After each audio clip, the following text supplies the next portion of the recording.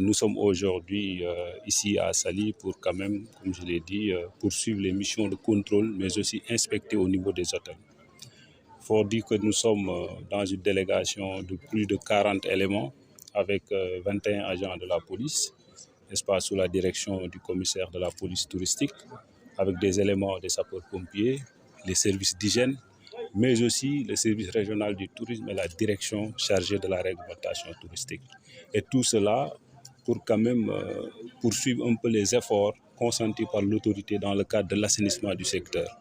Parce qu'ici à Saly, à l'issue de la première journée de visite, nous avons constaté des manquements qu'il faudra impérativement corriger, notamment l'absence d'autorisation pour certaines structures d'envergure et aussi la non-conformité de certaines autorisations pour les structures aussi qui existaient bien avant les décrets de 2005.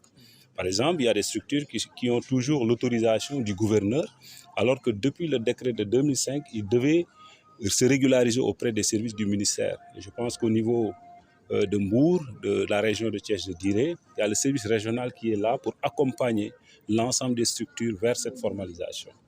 On a constaté également sur le plan sécuritaire l'absence d'équipement, n'est-ce pas, de premier secours, déjà pour ce qui est des extincteurs.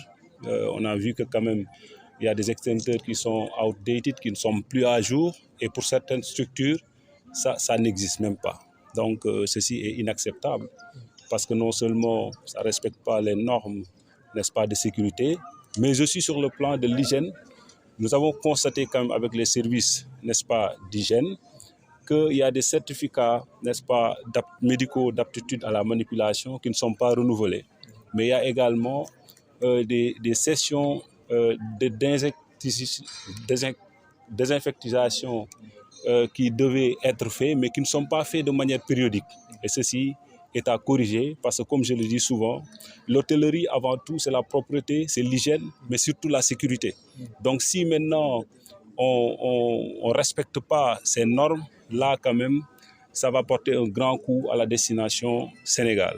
L'autre chose aussi, c'est les structures qui exercent jusque-là dans la clandestinité, qui opèrent en marge de la réglementation touristique. Je l'avais dit ici, et nous poursuivons, et bien nous sommes toujours dans cette logique de tolérance zéro pour quand même ne pas laisser ces structures ternir l'image de la destination Sénégal. Parce que non seulement c'est une concurrence déloyale aux structures légalement constituées, mais aussi c'est un exercice, en tout cas illégal de profession.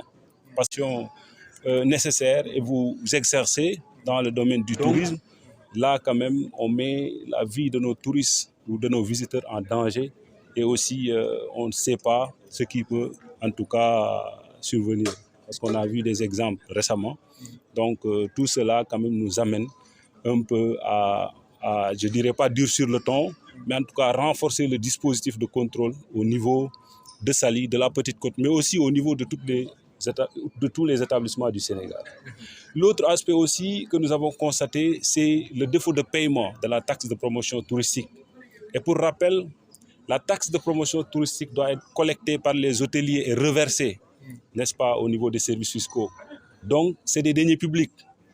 L'absence ou en tout cas le défaut de paiement de cette taxe de promotion touristique est un détournement de deniers publics, tout bonnement. Parce que si vous facturez par exemple à la tête de l'hôtelier, alors que le nombre de nuitées est de 3 ou 4, les autres nuitées qui ne sont pas collectées et reversées constituent un détournement. Et je pense que les dispositions, ou en tout cas tout ce qu'il y a comme correction, nous allons l'apporter et de concert avec les services, n'est-ce pas, dédiés au niveau départemental et au niveau national. Mais tout cela, je pense que quand même avec l'adoption très prochaine du Code du tourisme va nous permettre de renforcer le dispositif, n'est-ce pas, de réglementation des établissements d'hébergement touristique et des professions de tourisme également. Donc pour dire que quand même le Code du tourisme, en tout cas, pourra beaucoup nous aider, n'est-ce pas, à accompagner les acteurs qui jusque-là opèrent en marge de la réglementation. Et ce qu'il faut dire aussi, c'est que le coût de la formalisation aujourd'hui est à zéro. C'est-à-dire que vous ne payez rien pour vous formaliser.